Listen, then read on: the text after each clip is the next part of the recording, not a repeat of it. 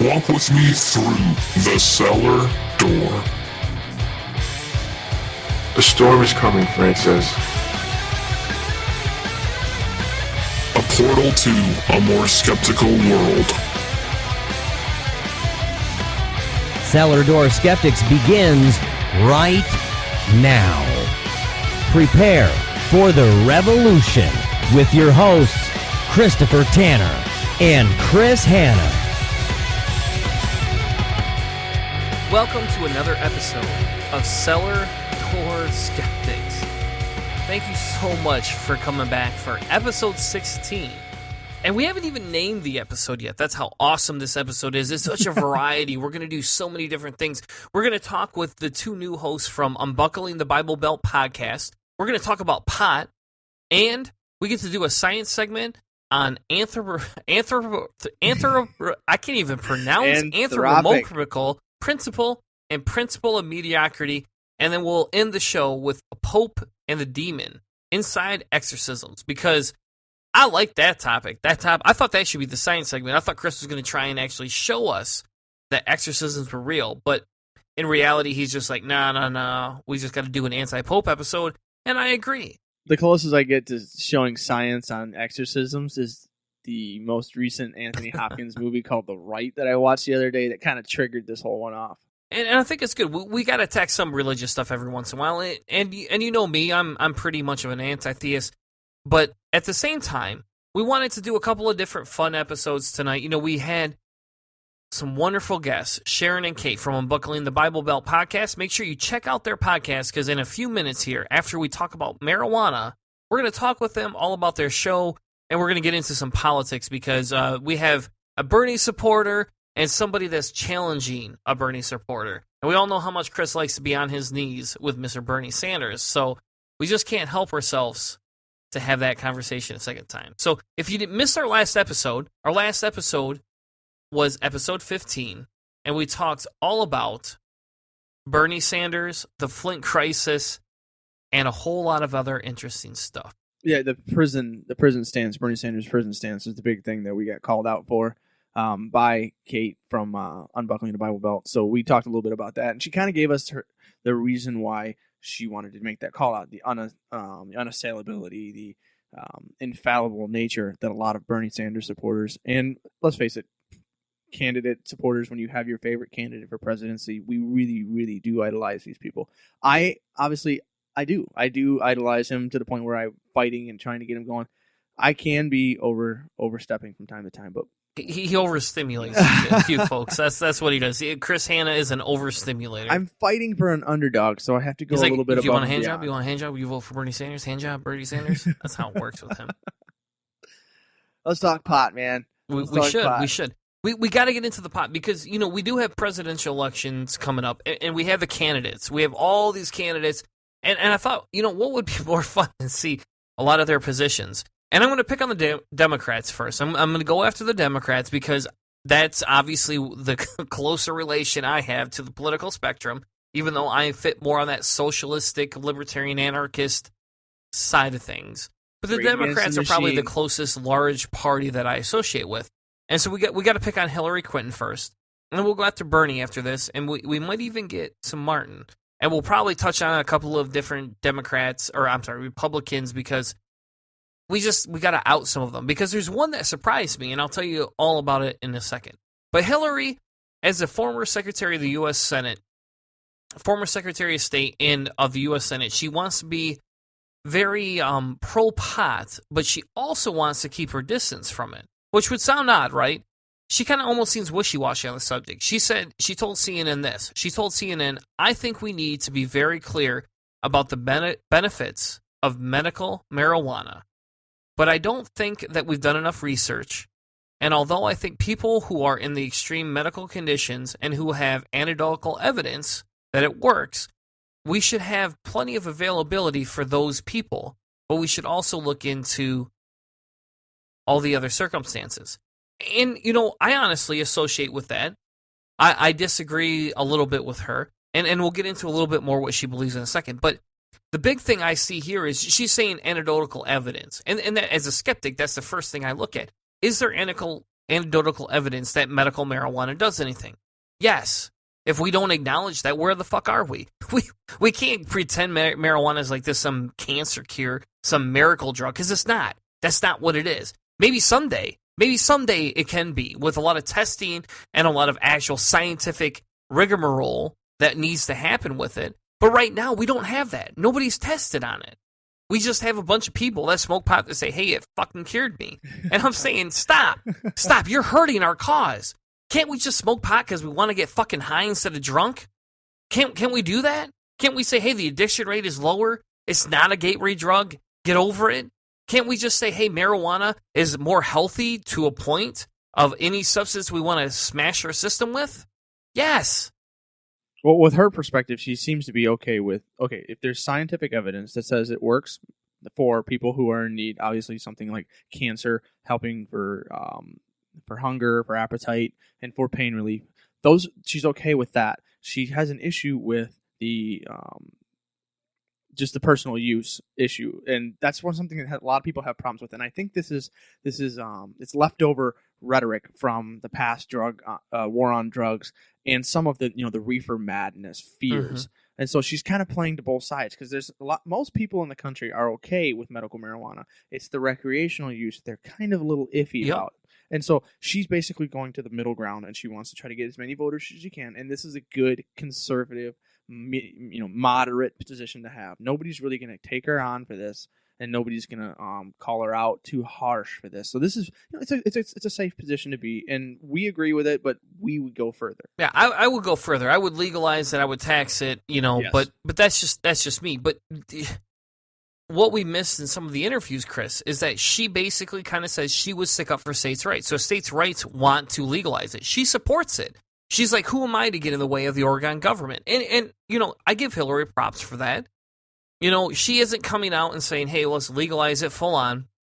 But again, like you said a few minutes ago, she's not a very liberal Democrat. She's a moderate at best. Mm-hmm. At best, she's a moderate. She fits along that conservative line so much better than even Barack Obama did. And I consider Barack, he's a moderate. Sorry, Mr. President, you're a moderate if you ever listen to my show.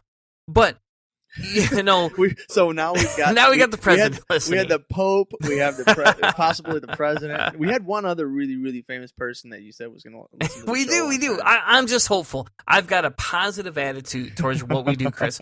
But, the big thing for me is and I don't want to spend too much time on Hillary, but yeah, we got to move to another. She does admit that there is issues with it, but she also kind of talks about, hey, there's alternatives to putting low-level, non-violent marijuana users in jail, and we should reclassify it. She does admit to it, and she has voted and talked about decriminalizing it, though last time she was against it, she's kind of changed her mind. So you're right, she votes party line. She's going to fit along what side the majority of the country wants, but at least we can understand that, hey, she will go along with a lot of what people say. So if more people want legalization, she'll support it.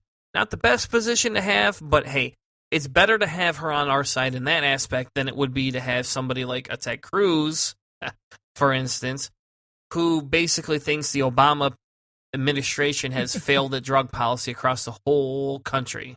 He's not a fan of legalization, and he says when it comes to the states that want to end prohibition, he says that is their right, but I don't agree with it. And he goes out of his way to find different ways to try and interfere with it. Oh, definitely. Cruz he's the head of, I'm trying to find, he's the head of a scientific committee, the subcommittee on space science and competitiveness. I cannot for the life of me figure out how, why, or in what parallel universe Ted Cruz is in any way, form, or shape valid for his perspective on science and the young Earth and some of the things that he believes in, especially with something like this. He literally, what he is saying on a lot of his stuff, I think most disturbingly, watching President Obama's approach to drug laws, that he doesn't try to start a discussion. He really what he's doing is the reefer madness perspective. Just it's all this horrifying, immoral, degenerative thing. These are terrible, terrible things, and we want to completely, support the war on drugs. And anybody who's I don't support the war on drugs, jackass. Well, I'm saying that's what Cruz's perspective was. And he said that he foolishly experimented with marijuana. It was a mistake, and he never tried it since. That's fine. You foolishly tried it. But to say that it's this horrible, horrible thing that we should be continuing the war on drugs, I definitely would say Ted Cruz's perspective is bad. Yep. And to pick on the Democrats, so let's go back to the Democrats for a second here. We have, Mr. O'Malley, Mr. Martin O'Malley. And even though right now he says, hey, I wouldn't interfere with state rights, I support decriminalization, I support legalization of medical, but the problem is he was opposed to it. I mean, he genuinely was, and this is kind of the same as Hillary was for the most part, though I think he's almost more conservative on marijuana than Hillary is, which is surprising because he takes a pretty strong stance himself on a lot of other liberal issues, such as healthcare. I mean, he's very vocal about healthcare. But the biggest thing for me is with him, I look at it and I say, hey, you know what? He was against it. Again, he's for it. But in reality, he doesn't quite understand marijuana. He doesn't understand what it brings to the table, what it doesn't bring to the table, and the harms of it. He doesn't get it. And so he actually concerns me a little bit in his stance. And if we jump back to the Republican side, you want to know what the biggest running thing, Chris, with the Republicans, even Ted Cruz, and what did we mention a few minutes ago? Republicans are for state rights. They always have been. They can't go against it. Yeah, it's part of the Republicans' perspective. Exactly. They don't like the centralized government. They like the state. They really do. It's fun that if given the chance, I bet you most of them, the really conservative ones, would probably like to go back to something like the Articles of Confederation, where our states were more like loosely separated countries in and of themselves that had a light linking to each other for economic gains. Yeah. But you want to know who stands out. And this is somebody that has shown promise inside of the Republican Party in terms of if you're a Republican. I'm not, so I can't. I would never vote for this jackass. But so who's got a little bit of head and shoulders over the top? Who is it? Mark Rubio. And I wouldn't say he's head and shoulders over the top. I'm saying is he's the exact opposite. Somebody that has been more liberal on his immigration stance. Somebody that has been a little bit more liberal on his abortion and Planned Parenthood stance. This person fucking completely opposes legalization, decriminalization, and medicalization in all states. He thinks the fucking federal government should get off their ass and say, hey, we don't need no more substance abuse because alcoholism is driving families away and drunk driving and all those sorts of things. He sounds like Sarah Palin almost for a second there. And Mark Rubio is being a jackass about this, right? He's being a jackass about this whole thing. Yeah, he's just against it. He even calls out Cruz on this topic, and that's abnormal for Mark. I don't usually see that, but he's the one for me that stands head and shoulders above all other Republican candidates. All the others are like, we're opposed, but state rights, yada yada yada. Except for Bush, who's a little bit more moderate in that aspect. But Rubio saying fuck everybody, I just want it completely illegal, and I look at that and I go, well, whatever credibility you had, Mark Rubio, you're obviously not only don't understand marijuana, you're missing the point.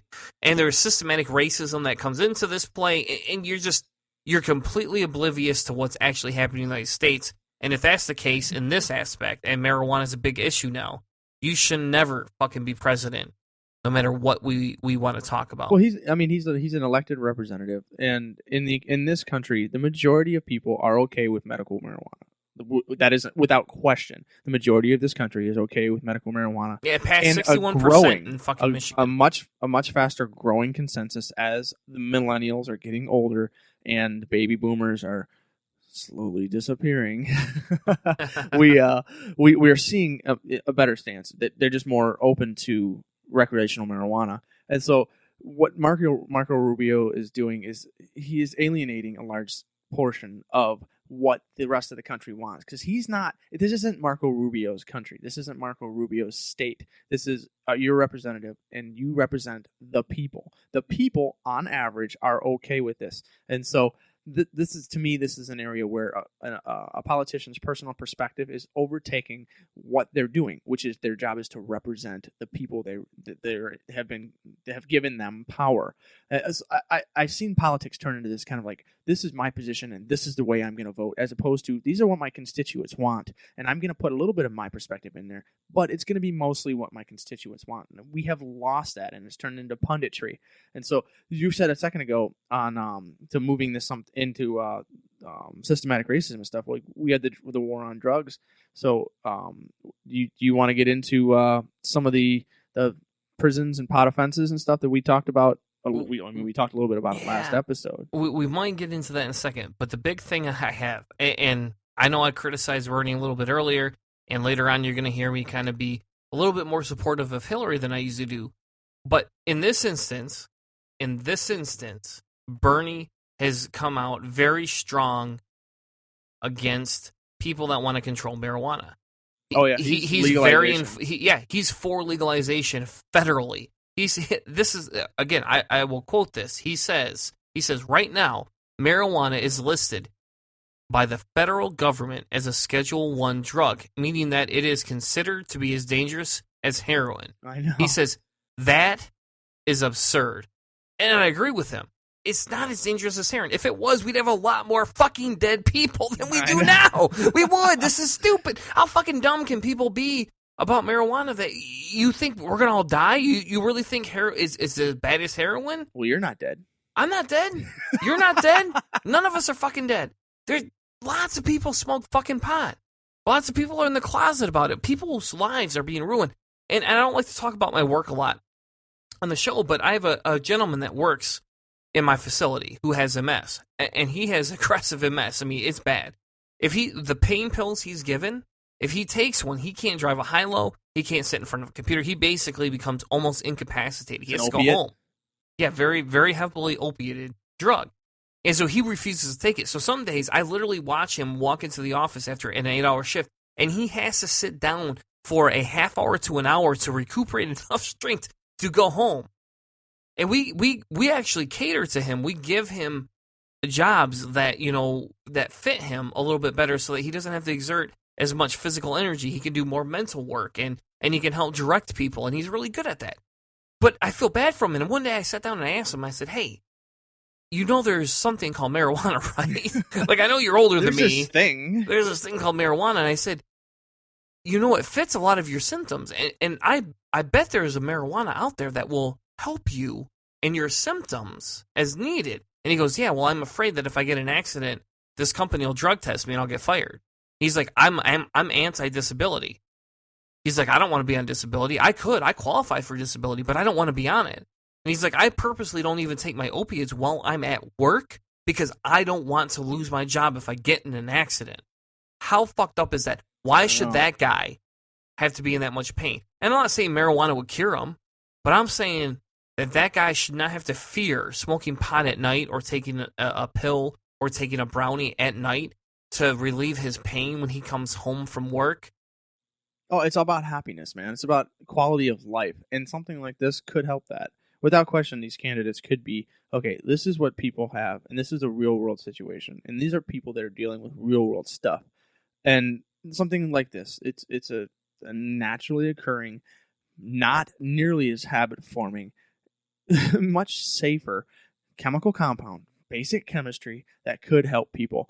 And from misinformation and weird war campaigns on substance abuse, we have turned it into this monster, a boogeyman. And let's face it, it's moving forward slowly, but hopefully people like this guy at your work can do this kind of stuff and have relief and not be punished for it.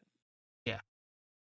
So the last candidate is Mr. Donald Trump, and we'll close the segment out. We'll save the rest. I had a whole bunch more written, but we've done almost 20 minutes on this, and I want to make sure that we're fair to the audience. Yeah. And that we go over some of the other topics that we have, because it's not all about pot, even though Chris wants to make it out to be all about pot. I mean, he loves pot so much that he fucking married a big-ass bud, and I have pictures of him in his bed sleeping with a big-ass marijuana bud. But oh, yeah.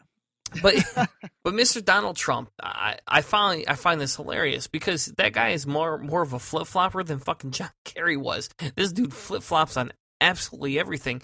He used to say, hey, we're losing the war on drugs. We're losing the drug war with the SARS, blah, blah, blah, blah, blah. But in a conference this year, He said that he's against the legalization. He says, I think it's bad. I feel strongly against it. There's a lot of problems in Colorado, big problems. But when asked what the problems were, he doesn't have an answer. He just says, well, I don't know, but if the states vote for it, they vote for it. And medical marijuana, it's another thing. I think medical marijuana, 100%. Literally, he said that. He literally said that. And then he goes, medical, I agree with. Medical, I like. Medical is okay. It's almost like he's a fucking caveman or something. I don't know. Let's not go into that because, man. All I can say to that is I genuinely think Donald Trump has no idea what he's talking about. I mean, last week he read from the Bible in front of Bible study kids at Liberty University, and he said 2 Corinthians. That's the whole story right there, right? I mean, he has no idea. He has no clue what he's talking about. I genuinely think he grabs a piece of paper, scribbles some stuff with crayon, and then just goes out and starts talking. Yeah. And so for everyone listening, what we want to get across is that Democrats are definitely more liberal when it comes to pot, but not all the time, as we learned with O'Malley, and that in the end that the Republicans will probably be against it for the most part, but if the states legalize it, then they aren't going to oppose it. So unfortunately, we're back to a state-driven government. I won't argue against it when it comes to marijuana because at this point we're at a turning point, but for fuck's sake, at some point the federal government should step up and grow some goddamn, ability to make a decision without relying on the states. The federal government can say it. We don't need to wait for it. Welcome it to the party. So I say, hey, marijuana, welcome to United States of America 2016. Let's go full on legalize. Make sure everybody sticks around because we'll be right back with more Cellar Door Skeptics and an interview with Sharon and Kate from Unbuckling the Bible Belt. We'll be right back, everyone. Hello, I'm Miss B. Haven. I'm Demanda Wright. And we're Promoting secular feminism. And you're listening to Cellar Door Skeptics. Like what you're hearing? Check out more Cellar Door Skeptics every week right here on Spreaker and iTunes. Make sure you come back and check out new episodes with your hosts, Christopher Tanner and Chris Hanna. And always, remember, prepare for the revolution.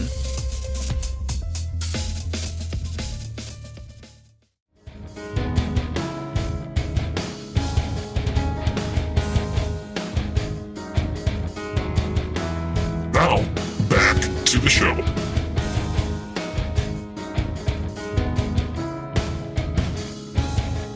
Welcome back to Cellar Door Skeptics. Thank you so much for sticking around through our first segment. Right now, we're going to have a wonderful interview with the gals from Unbuckling the Bible Belt podcast. They are a skeptical, sometimes humorous, but mostly rational show hosted by enlightened Southerners. The podcast got a great kick to it, wonderful to listen to, and the new hosts have livened up the format so they cover a lot more than just religion. They branch out and do a whole lot of other things. So welcome to the show, Kate and Sharon. Thank you so much for joining us tonight. You all have to tell us a little bit about your podcast and kind of how you guys joined up with the podcast, because that was one of the things I wanted to talk about tonight. It was that night at the bar. It was a dark alley. She's across the way through the smoke. And Chris sent the connection via the internet. We caught each other's eyes. But, well, I'll tell you how I came on the podcast. It's kind of a crazy story. I mean, it's not super crazy, but I just, out of the blue, asked the guys that they had stopped producing podcasts, and I was like, I love your show, and I don't want it to end. Can I do anything to help? I would love to be a co-host if that would help anything. And they were like, yeah, come on. So that's how I ended up here. Oh, man, so it's like the movie Rockstar when Mark Wahlberg just started singing for the band and they wouldn't let him. Yeah, that's what I am. I'm Mark Wahlberg who just started singing for the band. That's me. Stand up and shout. So what was the progression, though? So was it one of those things where you just joined in and started up with everybody? Or is it something where you kind of took over and said, hey, Chris, I got it from here. You just, you do the audio and I'll do the rest? No, or how did that whole thing happen?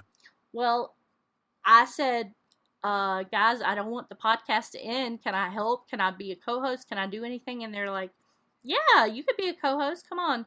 So Joe was on the show, and I started working with Joe, and then Joe decided he wanted to go back to school, and it got kind of crazy, and he was like, I can't do the podcast and Big be on the fucking show. nobody. See? So I said, well, I'm going to stick around, and there was about a week there where we didn't know what we were going to do, and then Chris was like, do you know Kate? And I'm like, no, I don't know Kate.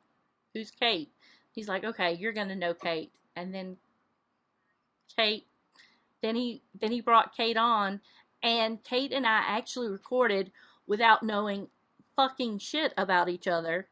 We just picked up one night and started recording, and I fell in love with her. I was like, she's great, Chris. I could do this forever, and that's how we ended up together. And the show's almost kind of had a little bit of a progression, hasn't it? I mean, I've been a fan of the show for about a year now, so I listened to him, and I actually met Chris at ReasonCon last April. But I kind of was a fan of the show, and, I listen to 100 million podcasts, so it's just kind of like there's tons. My feed, I could show you my phone right now, and it would be so full, you'd just be like, what the fuck's wrong with you? Why do you got 70 episodes you still have to listen to? That's how backlogged I am. But one of the big things he kind of messaged me, and he's like, hey, we got a new host coming on. Would you mind, just kind of promoting a little bit just so everybody knows? And I was like, yeah, sure, why not? Because, we're a no-name podcast, so who really cares, right? We want to help everybody, and we want everybody to help us, and it's just a big love fest, in my opinion, and we do this for fun. Too. Yeah, we do too. We do it all for fun. Yeah, it's strictly for fun. Well, I mean, mine's a little bit more than that. I mean, I figure if I even get one person to listen, and it has an individual level, because I've seen how trickle-down works. Trickle-down economics might not work, but trickle-down philosophizing works really well. So I'm big on that, between my blogs and everything else. So you're a Republican blogger, right? We could call you the Republican blogger. Yeah. Oh, I'm a Republican, yeah. Sorry. No, I've just been known to vote for a Republican. I know. I live in Kentucky. Democrat, Republican, it's the same goddamn thing. Yeah, they're just two wolves in sheep's clothing. It doesn't matter what you pick. Yeah. I mean, they're all pro-life, pretty much. I mean, my own governor, before we elected this Tea Party idiot, the guy before, Bashir, he wanted to continue fighting gay marriage win. He wanted to get our attorney general to keep going. And he's a Democrat. I was like, oh my God. That's just... So I learned early on, labels don't matter. I look at what they do, their actions, the direction the U.S. is going. I might not like what anybody has to offer. And they're going to look at me like I'm some kind of a terrorist, and I'm not. It's just, I don't necessarily agree with everything the country wants to do, and I'm vocal about it.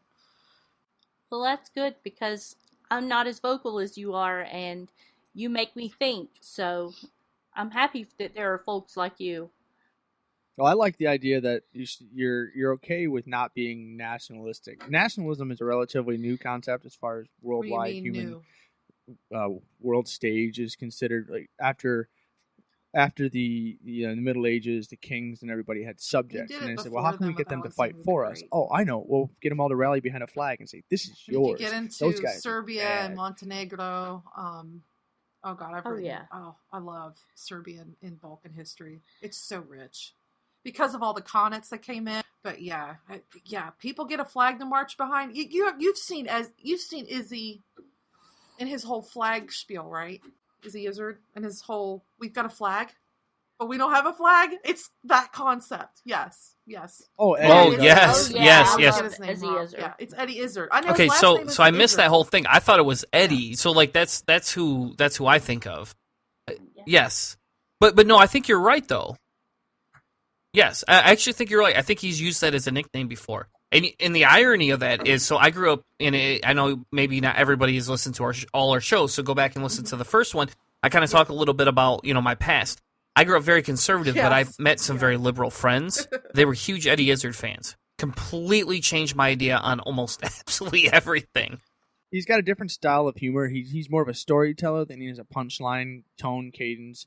Knock him up, slam him down. So some people, it'll take you a minute or two to kind of get what he's doing, but he tells stories, and he usually has some really nice long, meaningful moments in his stuff. He's a very complex comedian, and it's awesome. I used to love the stuff he'd wear makeup, and and do all kinds of stuff like that on stage. Heels. Yeah. I mean, I was jealous. He could always walk better than I could. I mean, it was nuts. Fair enough. And he can speak at multiple languages too. I cannot get enough of Dylan Moran. If you don't know who that is, look him up. Between him and then we've got up and coming Stuart Huff. I love Stuart Huff. He is an agnostic comedian, and he goes over history, and he makes it intelligent, amusing. It's a conversation. He educates you. Is it better than Drunk History? Oh, very much. Oh man, that movie's horrible. Very much. No. The show, sorry, it's the a show. series. The series. Yes, the one on Drunk Comedy History. Central. Yeah. Yes. Yeah, horrible. I can't stand it. Drunk History, when it first came out on YouTube, was a little decent, but once you put it on TV, you can't really pull that one off again. Nationalism and all of that, I rub people the wrong way sometimes. I think patriotism doesn't mean you're standing up for a flag and you're dressed in red, white, and blue. I don't know. I mean, I don't even see, I mean, I love the United States, but at the same time, I don't see this. I see the whole globe as mine, not just this one country. So that's what I was going to say. I've seen. I kind of expect the world to. It's a small place, really. Now that we have communication and fast travel, I see nationalism kind of moving the way of the dodo bird, and it'll be back more to cultural and religious diversion than it will be the nationalistic, which is even kind of going back the way it was. Cultural and religious diversion, we're going to still be the out group as atheists if it's going to be so. Nationalism or religion, either way that it's defined, I'm going to be the one in the outliers, so it doesn't matter to me. I don't know how well they're going to manage it, though, because, and this is something I see a lot of people have a problem with, we are a global population now. And people go, well, of course we're global, but we're globally connected now. We've always been global. Yeah, one of the things in the Bible they always say is like the fool has in his heart that says that he doesn't believe, and that basically means that they existed back then. Yeah. So it's I mean, we're you global. run into those. Yeah. Go ahead. I'm sorry. Oh no, I was just gonna say that we've always existed. It's just now we have the ability to communicate with each other, and so we can create that community as opposed to just trying to blend in and survive in theocratic societies or whatever. We've essentially rebuilt the Tower of Babel. You know what I mean? We're not scattered anymore. And I think that unnerves people a lot. It's like we're supposed to all be united as humanity, but yet you'll see a lot of the religious folks, they're fighting, they're kicking and screaming, fighting it. And it's just like, oh, it's a horrible thing. And you hear about New World Order and all this other stuff. And it's just like, really? You didn't realize we're all in one big sandbox together, and at some point we're all going to have to play in it together because more kids are coming to the class. My castle's better than your castle. Yeah, exactly. Listen. I have personal experience. The sandbox is full of kitty pee, so it doesn't matter whose castle is better than your castle. Yeah, it's all full of kitty pee. Yeah. But it's just that people really have a problem with a mutual sandbox, and it's a reality that's always been there. But the advent of like the internet, telephones, communication, transportation before that, it's just, I don't know why they had to have seen this coming down the pike, and I think they've just been in denial as long as they possibly can. So welcome to reality. So that kind of takes us into another topic. So recently we talked on our show last week, ironically enough, about some of your guys' posts, and so you all have some posts that I like. I admit I like them, and it's kind of one of those things where when we talk about things, we want to be skeptical, right? The whole point of our show is to be skeptical. It's not to be specifically atheist or specifically secular. I mean, we both just happen to fit into that category, but we do want to be very skeptical of what we believe, and so I think we've done a good job, and people can call us out if we haven't, about being skeptical of most situations. But you had an article where it challenged me to have a conversation with Hannah because he's a big on his knees Bernie supporter. I mean, that dude, like, he wears Bernie shirts to my house. He would wave a fucking Bernie flag from his fucking car if he fucking could do that. That's how into Bernie he is. Does he wear Bernie panties, though? He might. I don't know. I've not gotten that. I've not gotten him that undressed at my house. Do they sell those? I'm sure they do. I guarantee you somebody. That's one of the great parts about the internet. No matter what you're into, someone else is out there is into it too. Yeah. As long as they don't say "feel the burn." Oh my. Well, I think the underwear that Chris posted actually said "feel the burn." It was a pair of thong panties, and it said "feel the burn." Oh my goodness. Oh man. And I thought about buying them for like 30 seconds, and then I gave it up. Does it come with a wild white hair wig sewn on the inside of them to kind of lay out? It does. Remarkably, it does. Nice visual. But your post was very critical of Bernie, though. The post was very, aggressive. It basically kind of said, hey, what the fuck, why are we worshiping Bernie Sanders? And it made me think, right? Yeah, I'm now, just questioning I publicly his have not endorsed. That's all I was really questioning. I mean, every candidate is questionable. I mean, Hillary makes me feel gross. I can't stand Pelosi. Oh, she's like a lizard woman, with some of the stuff she's done. Oh, that is... We've got Democrats right now is filing unfair. suits to go after Cruz for a birth certificate like they did to Obama, and then they're turning around and being no better. And this is my whole example, and it's just, well, that is true. That's why I just brought it up. It seems like Bernie is unassailable. Don't even question anything. Otherwise, you're attacking him. And it's like, I'm just questioning. And people, and no offense, but I mean, I could see I kind of riled up because you guys focus and whatever. And it's like, the bigger picture was, though, why is he so unassailable? And I kind of feel like you guys, in a way, did see my questioning and bringing up certain articles I had questions about. You felt more like I was really making a total judgment against him. I was really just questioning. And these are things that stick out in my mind because he's been in Congress for a long time, No, and that's fair, though. And I'll be honest with you, that's really fair because, for me as an individual, the big thing for me is when I see that, I have a really hard time associating with any political party. I really do. Closest I associate, honestly, is the Green Party. That's genuinely the closest I've ever been. And I won't register for the Green Party personally. And I'm technically I'm a registered Democrat now just because of this election. But that's the big thing is it drove a point home. And you're right. We focused very heavily on the ALEC thing because it was about going after that article because I was concerned because for me, private systems is a big concern of mine, honestly. And it is if in the past I have worked with organizations in Michigan to help decriminalize marijuana because it was targeting minorities like aggressively. And our Grand Rapids Police Department was horribly fucking racist. Just was all over the board. Oh, yeah. And so, when you said that, it's kind of like, well, you know what? That kind of hit home for me. It's like, maybe it is. Bernie feels good. It's a feel-good thing, right? Obama felt good. Does he feel good? Sometimes the burn feels good, when you're working out and shit, or when you're inhaling a little bit and it burns your lungs and you're like, oh, well, fuck, I know I'm going to get high out of this one. Well, that's the one I can understand, not the exercise analogy. There you go. All right.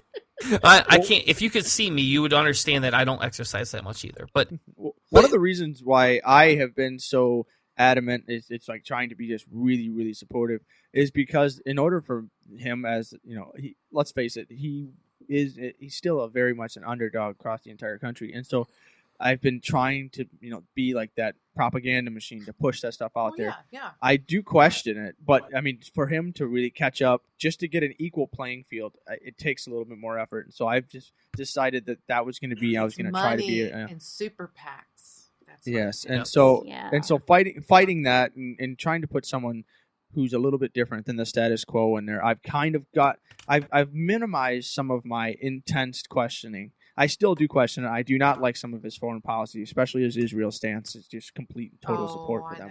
I know. But you're going to find that across the board. And so really what, for me, it's the economic thing, to me, is what I see as the major force, and that is the topic, that stopping the inequality and basically trying to get the equality base for the sexes to get money and everything balanced out. That is the main topic for me, and so he's the one that's mostly on that, and that's why I've been going with him as opposed to anybody else. And you're just obsessed. But how about this? This is a bigger question, and we tackled this a little bit on the show before, but we'll ask you all. We'll ask you all this question too. So I understand that you have to pick where your heart lies, but do people really genuinely, should we focus on this change? Should we figure out where we want to go? Because technically, outside of his gun stance, his war stance, and his Israel stance, I genuinely side with him on 90% of the stuff he has. So the question is, how do we change the political scheme? Because we need to get away from a two-party system, and we need to move into another. So how do we do that, right? Where do we go from here? Is it viable? Is there a plan? Do we need to not vote Hillary? Do we need to support Bernie? Because let's say on 80% of the topics we agree with him on. What do we do? We got to change the system. Or vote a third party. But hold your thought a second there, Kate. I'll let you answer right when we come back from these quick commercial breaks. Make sure you stay tuned, everyone, because we'll be right back with more Cellar Door Skeptics. Hey, what's up? I'm Steve Hayes. And I'm Dave Curry. And we're from Prophetcast. And you're listening to Cellar Door Skeptics. On the Fox News Network. They're not affiliated with Fox. Everyone's a Fox affiliate.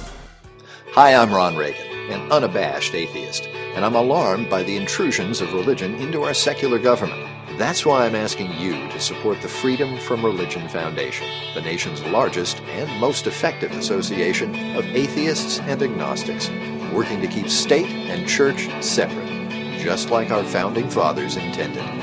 Please support the Freedom from Religion Foundation.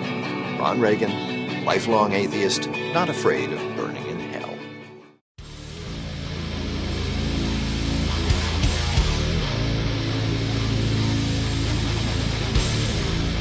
Now, back to the show.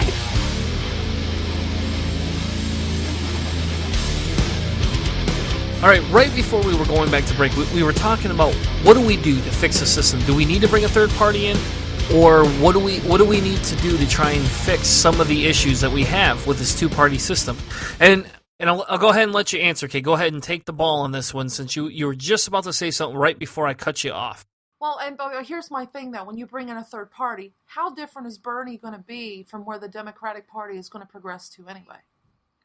Are we not going to create an additional, almost, yeah, they're going to be a little more further out there. But a lot of Democrats have pushed Bernie's agenda. His agenda's not new. He's just appealing to a younger crowd to some degree. And I'm not knocking him at all, because we do need some of the things he speaks on. That mindset. Yep. Yeah. Fuck yeah, right? But it's just... Yep, 100%. I wish she would have ran, personally. Yeah, I know. I really Maybe do. she'll end up on... If she I don't know why she didn't. With Bernie, I might consider throwing a vote that way. I think if they ended up on a ticket together, they would be unstoppable. But then... Here's Agreed. what will stop them, though. Where is she more effective, in the Senate or as a VP? She's going to be more effective. I think she would be more effective as I think she would be more effective as a VP. See, I hate to lose Sanders in the Senate. I really would. I think he'd get more done there. It's just my view. Yeah, he has one thing that he has definitely fought for the veterans bills. He's constantly drafting new legislation, and he doesn't miss anything. That's one of my favorite things. He still goes. Yeah. He's only missed like 4 or 5% of the votes. He still works. Yeah. He still works even while he's campaigning. I think if Sanders leaves the Senate, it's going to be a voice that's missed. It's going to be people that aren't stood up for. Yeah. Because he stands up for the people who don't usually get stood up for. Yeah. So I don't know. I think if he doesn't get the presidency, if he doesn't get the nomination, he needs to stay where he is, because he speaks for the people who can't be spoken for sometimes. And I think he does a better job of that on the Senate level than he would in a federal level, ultimately. But, I mean, when we're talking about a third party, I agree, we need more parties. But unless it's going to be more centrist, like in the middle, because we've already got both sides of the extreme. An independent party I would disagree with you, though. I don't think we do. Even further. I think we need something in the middle, because I'm one of those people. I'm more in the middle, But I don't know. Everybody wants an extreme right or left. Who's in the middle? Why can't there be a middle? I think we have the Tea Party, which is extremely, extremely right. Yeah. Then we have the right, and then we have the left. I don't think we need a centrist. I think we need somebody who's going to skew it more to the left. Exactly. I think the left is the centrist. I mean, I'm sorry, Hillary is a moderate. Hillary's a moderate. Degree. She just is. She is. Like everything she is very moderate. And that's she's because not of money. She's You know. Well, she knows which. Okay, yes, I'm the I first agree. to admit that with Hillary. That's why I don't need to dog Hillary. I think she's dogged herself with the many years she's had under her belt. She's absolutely establishment. I don't ever would disagree with that. They all are on some level. You know, it's just what it is. But I'm anti-establishment. Yeah. Okay, that's why Bernie appeals to me a little bit personally. And he's more socialist. I don't know if you guys have ever taken that political spectrum scale quiz, political compass. I have it posted in another show. I could get it for you. But they have, the little crosshairs and the T's, and, they have the libertarians. I float more towards that socialist, libertarian, anarchist. That's where my political feeling is down here on the bottom of the damn they call me an screen that nobody can see. I haven't taken the test. First, so yeah, I think I would be along the same lines with you, the socialist, libertarian, anarchist, because I don't know. I think Bernie would be a good change for the country. I think we need somebody who's not going to bow to the big money lobbyists, and I don't think he would. Well, I mean, if you find his qualities in another candidate who has more foreign policy experience, you know what I'm saying? I think if Bernie's edges were rounded out a bit better for CEO position of a country, absolutely. But for me, and I agree with you on that. I think I think we could get these qualities in a different candidate who had more of the necessary qualifications. I wouldn't have a problem. Really, I wouldn't. I'd probably be all for it. So you're saying like a Bernie Hillary hybrid. Is that what you're saying? I don't know if I want a Hillary hybrid. I don't know about that.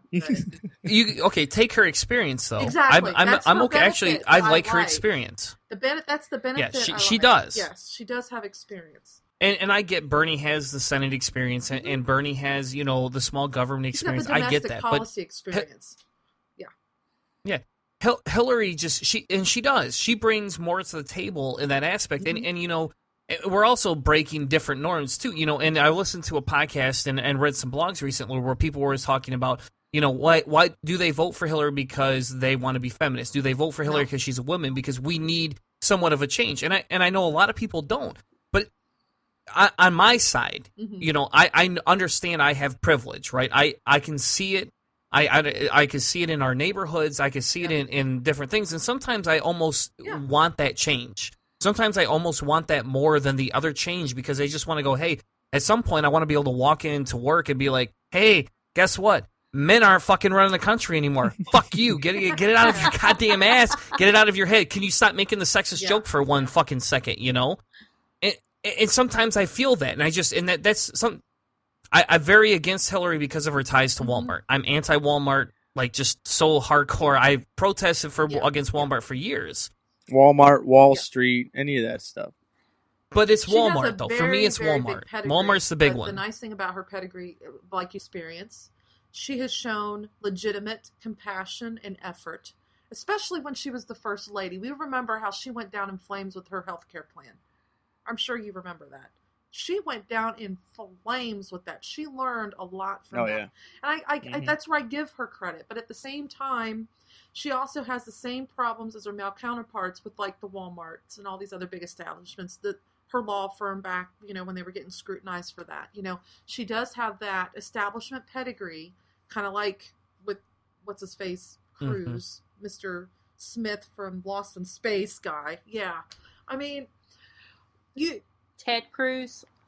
I'm working on it. I'm still waiting on that meme that you're going to create. It's just something that for me, if I had to pick a first woman for president, she is not the one I would have wanted to be first.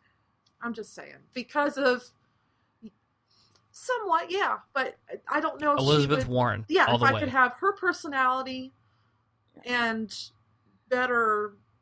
I don't know. I'm like every other person you see. They distrust Hillary, but they know she can get the job done. That's where I'm at too. I don't trust her. Yeah. Elizabeth Warren is. Yeah. Elizabeth Warren's kind of in the same category as Bernie. She doesn't have that that worldwide experience like Secretary of State, like you were talking about with Hillary. She's in the same kind of boat. Robert Reich has been doing some really great stuff talking about why he supports Bernie, and he's basically saying, I'm looking for someone to go and just shake up the establishment a little bit. And he's really the only one that's kind of shaking that foundational thing that we need to change in.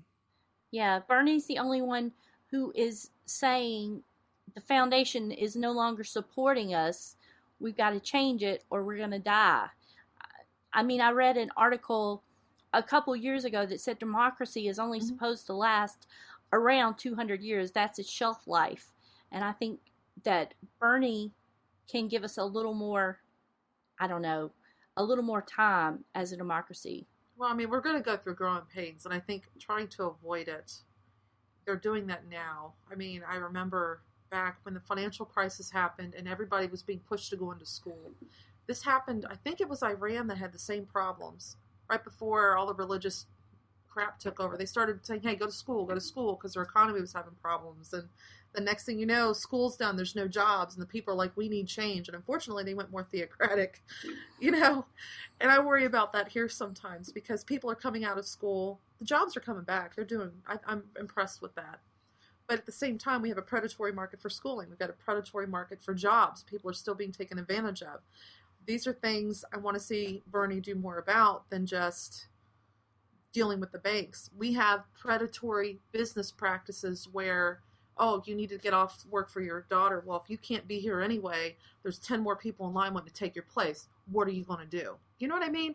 People are being subjected to this, and it seems to be the norm now to where they're not even discussing, they're not having any dialogue about how serious this is, how people are being taken care of even by the middle class businesses that support this country. You know, what do you do about that? He doesn't want to attack those practices. He doesn't want to confront people with their own dirty work that they're doing. Everybody's got to be held accountable here. Everybody has a part in this on some level. And I've always learned early on, if you want to affect change, it starts at the bottom, like Bernie's showing with grassroots movements, and it works its way up. People have to be out there voting. They've got to be participating. And I could give a shit less about the presidential election. I really could. Because whoever gets in, they're screwed for the next 2 years because nobody showed up for the midterms. They have 2 years of a Republican Congress. Even with the crap Hillary's gone through, she does have a record of working across the aisle. They do like her when she's not on an election ticket. Bernie is probably going to get a bunch of obstruction, or he's going to have to acquiesce to some things like Obama had to do, and people are going to throw him under the bus because of it. It's going to be people on the does that kind of thing. It's morale too. Well, you don't think Bernie could just say, "Hey, it's an executive order. Fuck you guys. I'm doing what I do." He's going to be very. There's a limit to the executive order powers because President Obama used the executive order powers for clemency for a lot of the immigrants to try to get them into the system, paying taxes, to be because they are productive people in the country. They're just not citizens. They can't vote, they can't pay taxes, all that stuff. And that got shot down in the many layers of the government. And so executive order can be pushed away. So there's a limit to it. And one of the things that I always heard about is the executive order that Obama is throwing executive orders like crazy. He's done the least. Well, he actually used less than Reagan by far, and then George W. Bush. Yes, and so we have a lot of things that people are. To be a good citizen requires more than just voting. You need to be actively participating in the political community, in our environment. And I find that a lot of people, my wife particularly, whenever we talk politics, when we were going through college and I was starting to become more and more vocal and interested, was I don't do politics. I don't care about politics. And as I've gotten older, I realized that is the simple go-to for just about every teenager out there. I don't know if you guys experienced that. Have you always been political? Have you always been like this, or has it something that you kind of reached awareness? For me, college was the big one for me for political. I've always been a non-believer, but for getting interested in the country, and once I started paying taxes and paying, getting a paycheck that they were taking out 30%, I started giving a shit where my money was going, and it changed the whole game. So basically, have you always been in this more political mindset? And then I guess, what do you think we can do to try to get people interested? You want to start, Sharon, or you want me to go? No, because I think politics are fruitless. Whichever way you go, it's going to be a shitstorm. And I kind of just let the chips fall where they may, and that's probably a shitty way to think about it. But I was passionate about politics for so many years during college, and didn't get me anywhere. The people that I were passionate about didn't get elected, and the things that I was passionate about didn't get enacted. And so my passion kind of died. And Kate has kind of spurred me to action a little more. So, Kate, you want to talk about what you Well, I was see? going to say, when I first started out, my parents, they always voted straight red tickets. So I would go to them to the voting booths, though. They'd take me with them, but they'd always talk about how they voted straight red. Oh, we got to vote straight red, because this is during Reagan times and Bush times, when I was going to the polls with them. But they never really educated me on why. Just vote red, vote red, vote red. It was programming. It took me leaving an oppressive marriage about a decade ago. I was 26, 27 years old. That got me into what was going on, what was happening, and why. And that was because I was on my own. I did not have trustworthy, the nuclear family I was raised to have wasn't going to happen. I started realizing this about myself, and then I was dependent, and I started educating myself then, and I started seeing the flaws of why I was lazy. And like you, Sharon, at first I thought, well, I voted. I'm out here voting.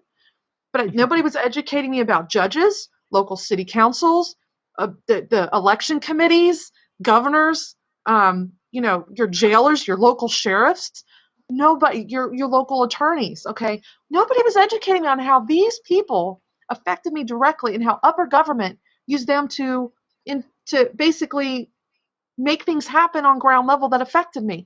Just because Obama says we got ACA, you got to have your governor get in on it, your local city councils, your local, health and human services people are getting involved, tax money, all of that affects you. And I started seeing how this worked. And then I saw with my own kids, oh, well, our vote, the apathy. My vote doesn't count. We all know this apathy we hear at some point. What does it matter? How are we really free? I used to hear that all the time. And I'm like, this doesn't sound right. These kids, I'll go out to these drives where they get these kids to sign up to vote. Does anybody get back a hold of these kids on election day? Tell them where the hell they're supposed to go after they sign up? No. Have any of you made sure you called the kid back up, you helped register to go, hey, do you know where you're supposed to go today? Did you get time off work to go? Do you know how long you're allowed to stay in the line? Any of you? These kids, when they're leaving high school and in college, you see all these drives to get them signed up to go vote, to participate. Nobody follows up. Nobody shows them where to go to understand what the candidates are talking about, okay? Or the kids think, well, I don't see how foreign policy affects me, or this or that. Well, what about this budget, young man? This budget's going to affect the transportation in your town, which means your ass is going to be walking to college, not riding the bus to college. You have to show kids what issues affect them directly to get them involved in wanting to know, to understand they do matter. And you start them off on the lower levels with city councils, electors, the taxes levy that their school needs to keep, the parking for free, or the student housing at a lower cost. You have to show these kids issues that affect them, because a 19-year-old is not going to understand how a treaty with Saudi Arabia or Iran directly affects them, because youth looks at what immediately directly affects them. And nobody educates these kids, and nobody follows up. They're like, you're registered. Go do what you need to do. And that's all they know. And they have to do more education. And that's one of the biggest things. If you educate kids, show them how it directly affects them, even if it's something like a school board member. Well, this school board member wants to cut funding, so you're not going to get that Taco Bell once a week at your school cafeteria anymore. That kid's going to give a shit who's going to be on the school council because of Taco Bell. You start little, and you get them bigger and bigger and bigger on the issues. You have to start small, because if you throw them right into the big one of, oh, well, go for president, and they don't get what they want, they get that apathy, and they don't understand how the process works. So yeah, that's my spiel in a nutshell. That's what I'm dealing with all the time. See, and if everybody listening, we'll post links in the description, but if everybody listening goes to our website, they can find Unbuckling the Bible Belt podcast, and you can hear these types of things all the time. It's not unique. They're not unique to our show. Mm-mm. They do this all the time, and that's what's great about the show. It's always been a show where they've ranted. You know, I mean, Chris ranted, and now I have both of you, and you all rant all the time. We try to be educational about and it. it is. You know, Well, we you're really right. do. You're right. You're We very do. skeptical about it. So that's what I love about the show. I love you all. I'm so happy you all came on the show tonight. It's awesome. We try and do more things with other. Being on. Yeah, thank you for having us. Yeah. And I'd be amiss if we didn't ask, hey, where can everybody get a hold of you? I know we'll post show or descriptions in the fucking descriptions. Jesus Christ. I'll post links in the description for your show. But the only link I found was, the YouTube site and the website on WordPress and the Facebook site. So is there other links? Are you all on Twitter? Are you on Instagram? Yes, is there like we other are big on things Twitter. that you are on all the time? On Twitter, you can get a hold of me using @SharonBushUTBB. You can get a hold of Chris at @SeathenHeathen, and you can get a hold of Kate at @BluegrassSkep on Twitter. And I have a website, which I post, the different videos and whatnot as well. And that's just bluegrassskeptic.com.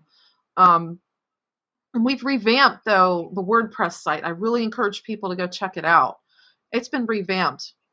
I'm proud of my logo. At least go look at my logo and be like, that's awesome. Yeah, Kate did an awesome logo. You should put a poll on there. You should put this big poll that says, hey, either you like it or you really fucking like it. You could pick. Yeah, right. Just give me some props. The logo's new. It's great. It's fancy. It's whatever. I don't know. We just, there's been a lot of revamps on it. I know we're trying to take a more humanistic approach. I know back when I first met Chris, not physically met him, but online, talking and chatting, and he had me on for an interview because he and Joe had come across a couple of some articles on my blog, and they analyzed a few, and so they ended up having me on the show, and then Chris eventually said, hey, you want to come on board, please? And I'm like, sure, why not? I love to talk. And there's so much going on because in the early days there was a lot of I would say anti-theism going on. Mm-hmm. And I think now we've got a more well-rounded approach because I've always been, I went through the angry stage, and then I progressed out of that. And I can still get into a debate with the rest of them and sharpen my claws, but I just find discussion is better.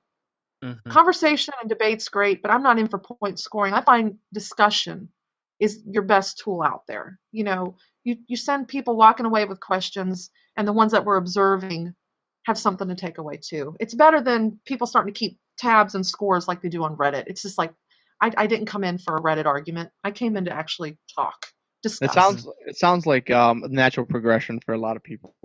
It's going into that more dialogue. Yeah, and so we're trying to encourage that larger wrap around the other point of view kind of view. Chris was like that too. He's like, yeah, we're going to be a little gentler, but to the point. Mm-hmm. We're still going to confront issues. We're not going to be like, oh, honey, now look, this is why it's wrong. Oh, no, we're not like that. But we're going to more rationally discuss and be, I think, a little bit more objective is what we've been doing. I feel like anyway. What about you, Sharon? I completely agree. Yeah. Well, awesome.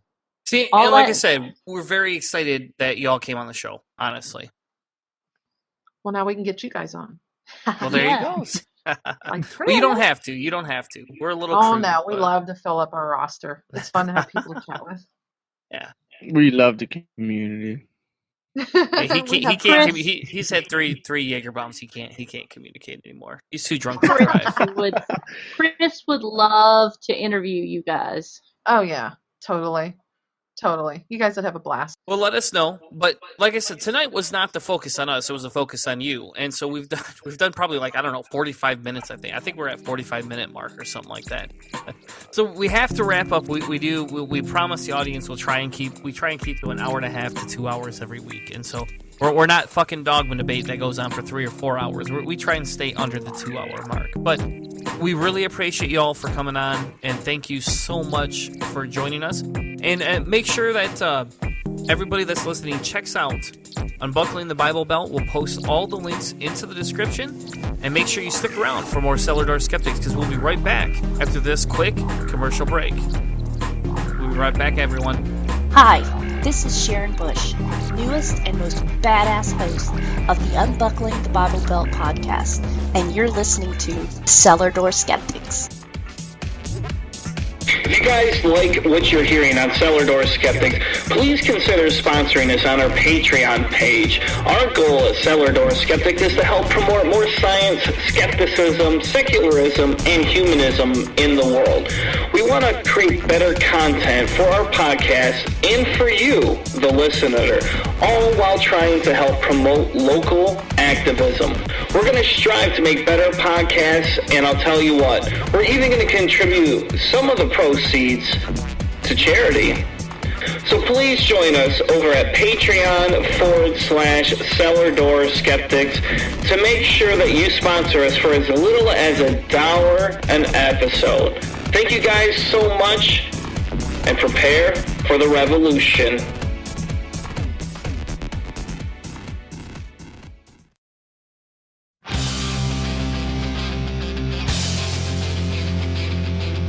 Now, back to the show.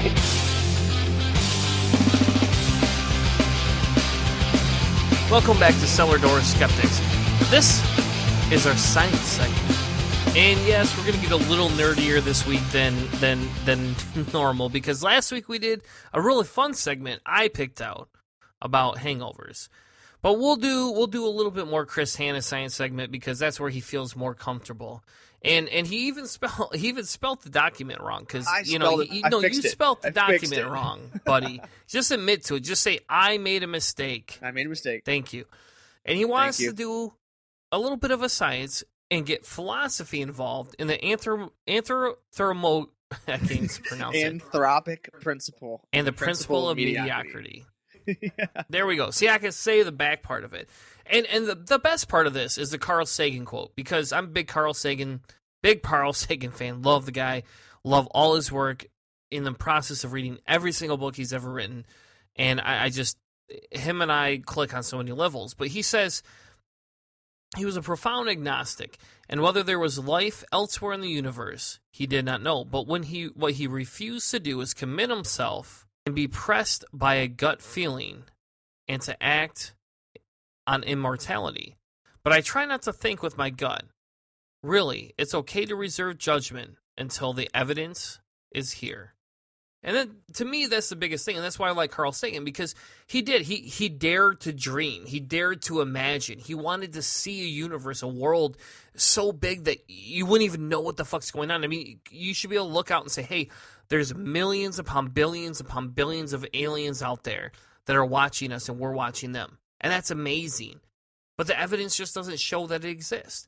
And that's the best part of this whole thing, is like, that's the best quote. I love the fact that Carl Sagan was very profound and very, open about his love for science. But he was a realist. He was just, it was the reality that at his time period, there was not a lot of evidence. He said that he was agnostic, and that's the big thing for a lot of physicists and scientists. Is a lot of us lay people, we are a little bit more comfortable when we get to that position of agnosticism to kind of make that little step forward and saying, yes, it seems really improbable that there is life, or there is supernatural, and there is a God or a creator or things like that. And we're okay with taking that little bit of extra step to say, more than likely, probably not. Therefore, we can be comfortable saying atheist. People like Neil deGrasse Tyson, he won't go all the way to the full atheist perspective. Someone tries to change change it on his Wikipedia page. They change it from atheist, or they change it from agnostic to atheist, and he has to go back and change it back all the time. And I think they finally blocked people from being able to adjust it because of that. He is the natural the flag bearer now of Carl Sagan's agnostic perspective with his show like Cosmos and everything. There is no evidence. Yeah, but hold on though, and this is where maybe we disagree. And I guess you and I have never talked about definitions of agnostic versus atheist. But to me, there's a difference between an agnostic and an atheist. I'm an agnostic atheist. I'm an agnostic atheist anti-theist, technically. But if I go with the main title, agnostic atheist, I don't know whether there is a God or not. But I personally don't believe. And I've had this conversation with Christians many times, and I know the atheist community, there's a lot of people that disagree with me, and I don't give a fuck. Fuck you. You know, let's have a conversation about it. You want to have an argument? Come on my show. Come on and argue with Chris and I about this. But to me, claiming you're an agnostic, you still haven't answered the question of whether you believe. And to me, Carl Sagan almost actually believes there's other life out there, whereas I would say Neil deGrasse Tyson does not. Well, that's more like the supernatural perspective. Carl Sagan was just kind of like, it could be, it could not be. He was a little bit more just laid back. Although his personal beliefs, I bet you he probably would a little bit more towards the atheist or agnostic atheist like you are. And I bet you Neil deGrasse Tyson too is, but as being a good scientist, reserving judgment as best you can. This is one of the things that we move on to. I put another quotation in our little note sheet here from Albert Einstein. He said the most incomprehensible thing about the universe is that it is comprehensible. Basically, what he meant was that unlike our homes on a bad day, the universe is not a conglomeration of objects, each going its own way. Everything in the universe follows laws without exception. And that's the supernatural stuff. That's exactly why supernatural it can't even exist, because if it did really exist, it would no longer be supernatural. It would become a law.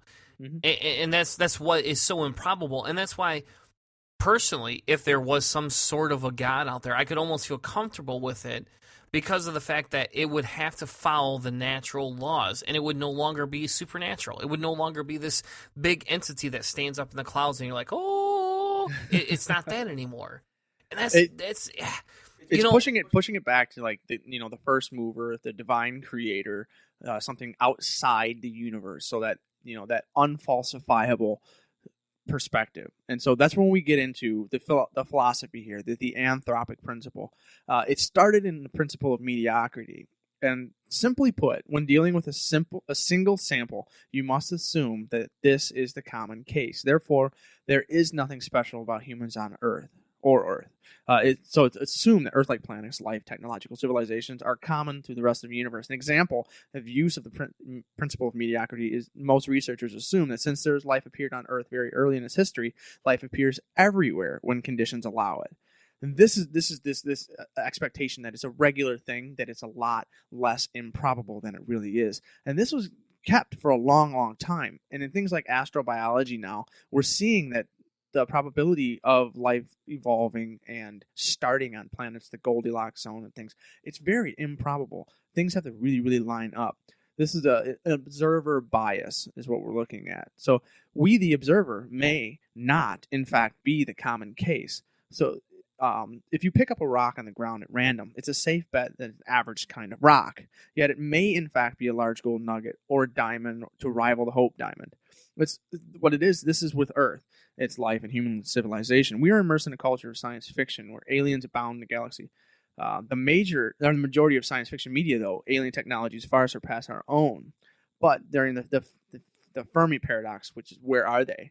That's the question that we run into, is if life was so mediocre, where are all of these life forms? Even though the universe is incredibly huge, if it was so mediocre and that intelligent life formed in the 13.7 billion years in the universe, where are all these life forms at? Yeah. And as my father-in-law always used to say, and God rest his soul now, but as he used to say, interesting little saying there. He used to say this. He used to say, "Hey, think about this. If aliens do exist, why the fuck would they come to Earth and bother with us? And if they do come to Earth and bother with us, why do A, they want to bother to fuck with us, or B, abduct us and anally probe us? Yeah, I don't. Or C, think about it. Why would aliens even bother to communicate with us?" And he has a point. And he loves science fiction. Him and I could talk science fiction all day long. And we used to, not all day long, but we used to talk for hours on end. We'd had those conversations. That's what him and I got along about. That, and we both like to bitch about work. But, because we're at the same industry, so it kind of fit together. But he has a point, though. If aliens do exist, why would they bother with our fucking rock? Well, it makes kind of the same kind of thing if we were able to go out in the universe and interact with some life form. Like, we would check them out. We would probably go in there, whether or not we would let them know we're doing this, because if we have the ability to travel the universe, we're talking, moving close to the speed of light, and even at the speed of light, it takes thousands and thousands and thousands of years to go just remotely across. I believe our galaxy is 100,000 light years across, maybe more, maybe 100 million. I'm not sure. It's a huge number though. So what we would be doing is we would not be traveling during the lifetime of our entire species able to cross the galaxy. So alien species that can do that, they are way, way, way more advanced than us. So whether or not we would do the same thing, we would look at them and be like, oh, why would we even interact? But back to off the topic here, back to Anthropic Principle. There's two levels of the Anthropic Principle, and this is beyond the universe. This is the divine first mover type stuff when we're talking past the universe and life forming. So is it fine tuned or whatever? The weak Anthropic Principle is the fact that our being restricts the characteristics of the kind of environment in which we find ourselves. So, for example, if we did not know the distance from the Earth to the Sun, the fact that beings like us exist would allow us to put bounds on how small or great the Earth-Sun separation could be. We need liquid water to exist, and if the Earth were too close, it would boil off. If it were too far, it would freeze. The principle is called the weak Anthropic Principle. This is the Goldilocks zones. This is something that we all basically understand, is that we're kind of on that razor's edge. Kind of almost sounds like maybe a God did put us here. Well, right? that's the strong Anthropic Principle is the one that deals with that very, very specific. But really with the weak Anthropic Principle, what we're looking at is the philosophical argument, obviously, that we could not exist in a universe that wasn't basically fit for us. Or essentially, we look at the top-down idea that the universe, or we constantly look at it from the bottom up, so that we are the end result, the thing that the universe was created to make. And that's the opposite direction that we need to be looking. It's kind of like the universe existed. Let's say it's a variable that it in all of its abilities and all of its perspectives and its settings that we resulted because of that, because we're the only kind of life that could have resulted in this.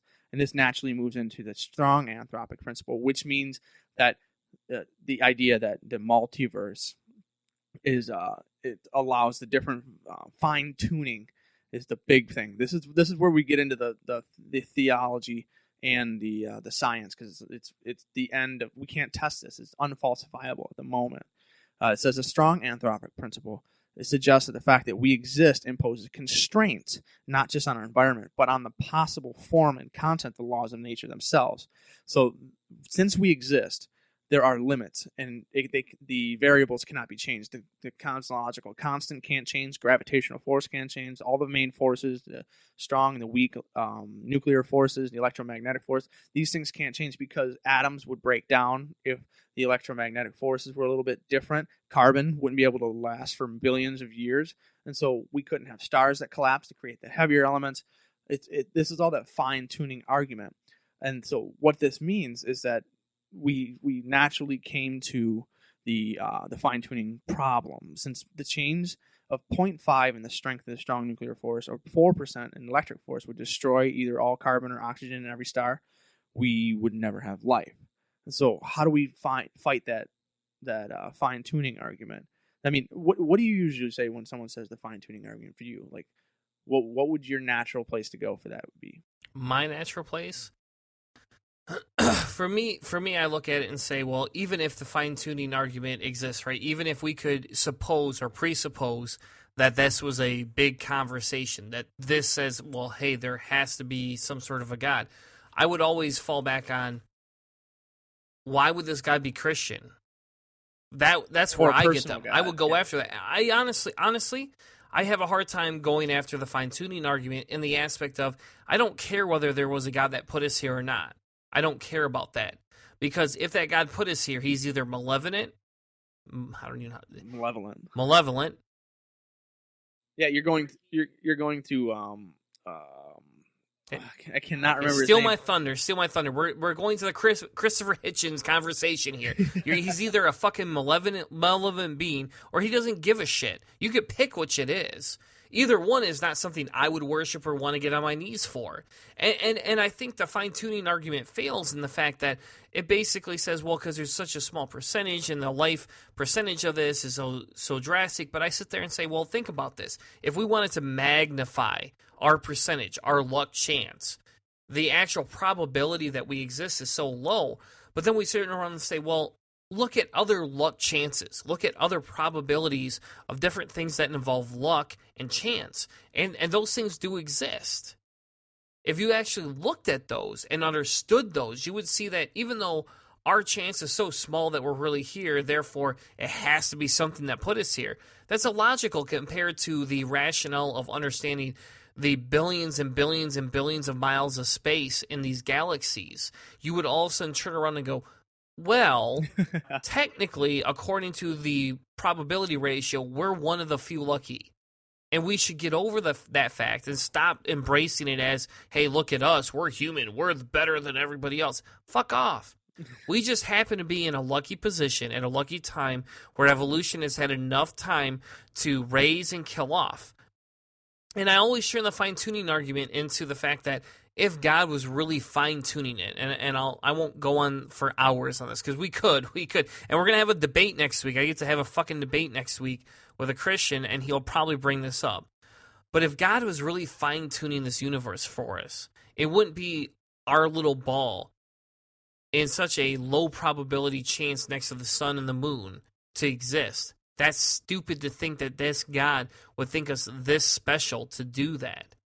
And if he did, he would prevent some of the other things that we consider non-trivial that are very trivial in terms of chance compared to us, right?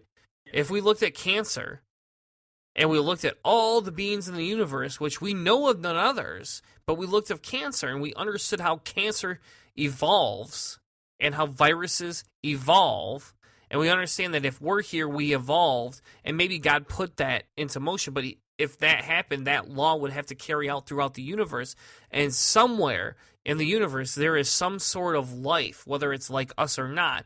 There is another probability chance that life exists, and that it fucking has cancer. And if God's that shitty of a fucking artist, then I want nothing to do with him. Yeah, it's the you talk about the fine-tuning argument, and so you run into what you mentioned earlier, the Epicurean problem of evil. I couldn't remember his name at the time, but it's the problem of evil. You run into fine-tuning. Well, a fine-tuner would have had to fine-tune the evil problem as well as the good problems. The fact that most of species have all died, the fact that most of the universe is really uninhabitable and frankly would kill us immediately. So most people like to take out these coincidences. If we went into the space, Chris, we would not live very fucking long. Yeah. Most people Can like I to take shoot you these into space, by the way? I think that might be fun to shoot somebody into space. Most people would religious people would take these coincidences as evidence for the work of God. The idea of the universe designed to accommodate mankind appears in theologies, mythologies, obviously. In Western culture, the Old Testament, its tradition, Christian perspective, is greatly influenced by Aristotle. It's an intelligent, natural world that functions according to some deliberate design. Well, when we have the fine-tuning argument, what modern science say about it? That's really the reason why I wanted to talk about this. Is we've got the weak and the strong Anthropic Principle, and it gets more and more difficult to justify it. Well, modern science basically says that recent advances in cosmology suggest that the laws of gravity and quantum theory allow universes to appear spontaneously from nothing. This is the Heisenberg uncertainty principle and the laws of quantum mechanics. And trying to find a way to match quantum and the relativistic, we can hopefully find a theory of everything. But according to quantum theory, we can have things popping in and out of existence. So our universe seems to be one of many. This is the multiverse that I talked about. But the fact that the multiverse is not a notion invented to account for the miracle of fine-tuning, it is a consequence predicted by many theories in modern cosmology. So that's one of the things is we haven't looked at this and said, okay, we've got this problem. Let's create a solution. Oh, we'll just say that there's millions of universes. This is more of a consequence of what's allowed by our theories. Okay, well, maybe there are thousands, millions, trillions, an infinite number of universes. Each one has variable laws, the cosmological constant, which cannot vary at all. I mean, we're talking 10 to the minus, or 10 to the 26, I believe, 26 zeros. A huge number in variation cannot happen. Otherwise, our universe simply would not. It would collapse back into itself, or it would expand and destroy itself. The cosmological constant could be a variable in all of these universes that moves just a little bit up and down. And the entire observable universe is just one of many. That's kind of the solution to the strong anthropic principle, saying that all of these variables are fine-tuned. Well, in all of the other universes, all these variables are different. But in our particular universe, we are the kind of life that could have survived and eventually come to. And so the probability is the big thing. This is something that we'll just cover real quick before we shut down this big nerd fest here. But there's a thing called the Drake equation. And I really didn't know about this too much, but there's 7 different things that they mash together.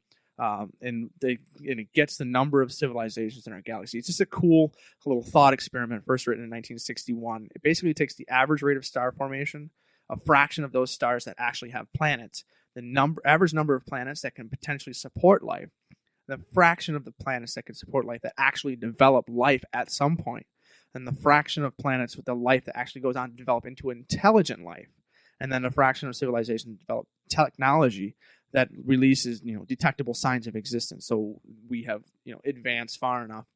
And then the length of those times to reach such civilizations where we can detect it. Like, all of these things get less and less probable as we continue on this equation.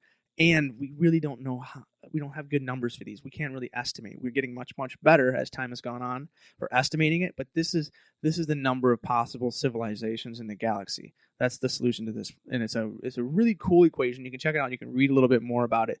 But to end it, I wanted to just end on this simple quotation. It says, "Unfortunately, the principle of mediocrity is in turn emasculated by the Anthropic Principle. If our solar system really were the only one in the universe, this is precisely where we, as beings who think such matters, would have to be living. The very fact our existence could retrospectively determine that we live in an extremely unmediocre place. If we are the only ones, obviously, that's uncommon." And that's the idea, is that the fine-tuning, if it was fine-tuned for life, why wouldn't everything be a lot more conducive for life? And so the Anthropic Principle is kind of where physicists and scientists go with, how do we answer the question of what happened before the universe? Yeah. So I want to leave everybody with this. And it's probably highly anticipated. If you're listening to this by now, you're like... Sleeping? I know exactly what Chris is going to say next. I love this freaking topic, man. And like, I do too. I agree with you. I like this topic too. I do. So I want to leave everyone with this. Look again at that dot. That's here. That's home. That's us. On it, everyone you love, everyone you know, everyone you've ever heard of, every human being who ever was and is, lived out their lives. The aggregation of our joy and suffering, thousands of confident religions, ideologies, and economic doctrines, every hunter and forger, every hero and coward, every creator and destroyer of civilizations, every king, every peasant, every young couple in love, every mother and father, every hopeful child, every inventor and explorer, each teacher of morals, each corrupt politician, every superstar and supreme being, every saint and sinner in the history of our species, lived there on a mote of dust suspended in a sunbeam. The earth is a very small stage in a vast cosmic arena. Think of the endless cruelties visited upon the inhabitants of one corner of this pixel on the scarce, distinguishable inhabitants of some other corner. How frequent their misunderstandings, how eager they are to kill one another, how fervent their hatred. Think of the rivers of blood spilled by all those generals and empires, so that in glory and triumph they could become the momentary masters of a fraction of a dot. Our posturing, our imagined self-importance, the delusion that we have some privileged position in the universe are challenged by this point of pale blue light. Our planet is a lonely speck in the great enveloping cosmic dark. in obscurity, in all this vastness, there is no hint that will help come from anywhere else to save us from ourselves. The earth is the only world we've known to harbor life. There is nowhere else, at least in the near future, to which our species could migrate. Visit? Yes. Settle? Not yet. Like it or not, for the moment that Earth is where we make our stand. It has been said that astronomy is a humbling and character-building experience. There is perhaps no other demonstration of the folly of human conceit than this distant image of our tiny world. To me, it underscores a responsibility to deal more kindly with one another and to preserve and cherish the pale blue dot, the only home we've ever known.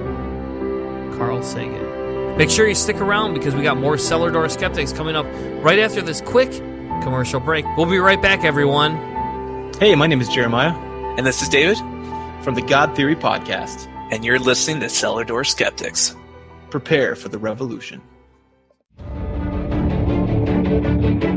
Looking for something new and exciting, or maybe just a change from the old atheist show format? Cellar Door Skeptics Podcast provides listeners with hours of enjoyment each week on Spreaker and iTunes. Check us out as we talk politics, religion, science, reviews of books and music, along with the occasional interview just for a twist.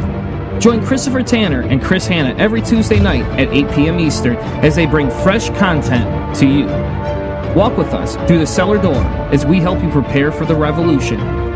You can find us on Spreaker, iTunes, YouTube, and even on Facebook.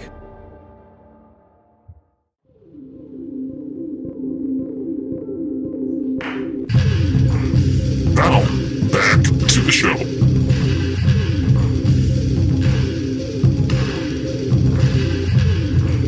Welcome back to Cellar Door Skeptics. Every time you hear the word drink, you must drink. Hey, Hannah, that means you. But this segment, we wanted to talk about exorcism. And I don't know why, honestly. All of a sudden, Hannah goes, hey, you want to talk about the Pope and exorcism? I was like, sure. And then he's like, yeah, we really want to talk about the Pope. And I was like, all right, fuck it. Let's talk about the Pope because I'm pretty anti the fucking Pope. We haven't done too much religious stuff recently. And I was just flipping through Netflix. And I like Anthony Hopkins. And he did a movie not too long ago called The Rite. And they have a exorcist who's training a young exorcist. The big issue is that they show evidence in this movie. Stuff happens and it's real. It's like skin color changes, eyes change color, crazy shit happens. Now, if exorcism was a real thing that needed to be done, and all these people that are saying we need exorcisms, we've seen an uptick in exorcisms, it would be really, really easy for someone to just take a camera in there and record one of these things. See all these wild supernatural changes that are happening. And so I thought, hey, let's talk about the Pope saying exorcisms are good and the recent upticks in the Catholic Church's request for exorcisms. Because if we're seeing more and more of these things happening and more people performing these things, why aren't we seeing more evidence for the supernatural events that are happening? Because let's face it, that would convince me. If I saw someone's skin color change as Anthony Hopkins' skin turns all this weird black color and his eyes change color, that kind of stuff would convince me that, hey, there's supernatural that violates the laws of nature, and that's not possible, but we don't see it. And so I thought, why not dive into it? Because the Pope seems to believe it. So, how about this? If you saw exorcisms that worked, right, and you saw evidence of supernatural, would you just believe it and accept it and bow down to it? Well, it would be like if I saw something violate the laws of nature. I'm talking like crazy shit. So you would worship it then? No, it would be evidence that would be like, okay, something is happening here. There is more evidence to say that there is a possibility that there could be some kind of supernatural force. This person could be possessed by these demons or whatever. But we hear about it, and to me, it always comes down to this is a mental episode. This is a psychological situation. This is something that someone needs psychological help. And it's not, like I said, their skin color isn't changing. They're not talking in languages they couldn't possibly have known. It's gibberish most of the time. These kinds of things are, psychological episodes that can be explained and can be treated, but they give them a religious meaning, or they say that, oh, this person has a demon possessing them, and eventually they get hurt. The people that don't get cared for the proper way. But if they could just video document these episodes, why the hell not? There'd be evidence, right? That's all we ask for usually, is evidence to help sway my position, but they don't even have that. Because the biggest part is there's innocent victims. There's people that buy into this fucking cult called the Catholic Church, and they're getting exorcisms for their kids, and these kids are dying. Oh, they're and it's not even the fucking goddamn 1800s or 1600s. We're talking the 2000s, for fuck's sake. Yeah. You had an article about a Virginia man who was convicted with a death sentence for killing his 2-year-old during an exorcism. And I'm not going to repeat his name. I'm not going to repeat her name. But what's disgusting, and I'm going to be the anti-theist. I'll warn you, Chris. I have a really hard time with this stuff. This stuff bothers me to my core, because I sit there and I look at the Vatican, I look at the Pope, and yeah, he's a more moderate Pope, but it's almost like saying, hey, let's hire Mark Rubio or John Kanisak for president, because they got some good ideas, and we'll just ignore the bad ones. Well, that's what I see in this Pope. He's got a couple good ideas, but he's a piece of shit. He's fucking endorsing goddamn exorcisms, and we're watching people die left and right from these things, and there's absolutely no fucking evidence that exorcisms do anything other than a psychological effect. Yeah, there's no evidence. It's placebo stuff. Yes. It's like that band from the 90s that you want to forget about that I just reminded you of. Now you got that damn song in your head. Well, the Vatican first issued guidelines on exorcism in 1614. So let's think about what kind of scientific knowledge they had at this point. Yeah, there was a Black Death at that time. They revised them in 1999. So we still... Why the hell they're talking at all about exorcisms then? According to the United States Conference and Catholic Bishops, signs of demonic possession include superhuman strength, spitting, cursing, aversion to holy water, and the ability to speak in unknown languages. Well, if it's in unknown languages, I could just sit here and make weird mumbling sounds, and you could call it language. But you do sometimes make mumbling sounds we don't know. Spitting, cursing, and aversion to holy water, 2/3 of those things would mean that all of the Major League Baseball players in the entire country need to be exercised. Aversion to holy water, I don't know. I mean, there's a lot of people who don't really like being clean, so that covers a huge superhuman strength. I will give you that. That one, if someone was lifting like thousands of pounds over their head, then yeah, I would say that would be evidence for some kind of supernatural thing happening, but it doesn't happen. It does not happen. And so these spirits are said to be able to possess anyone, and children unfortunately seem to be the ones. The guy that you mentioned a little while ago, this was in 2013, he beat his daughter to death with his freaking fists, man. And so children are usually thought to be more corruptible and susceptible to evil influences. So misbehavior and even innocent actions also seem to be manipulated by dark forces. So the parents and caregivers, they believe in spiritual possession. They look for signs that this child is possessed.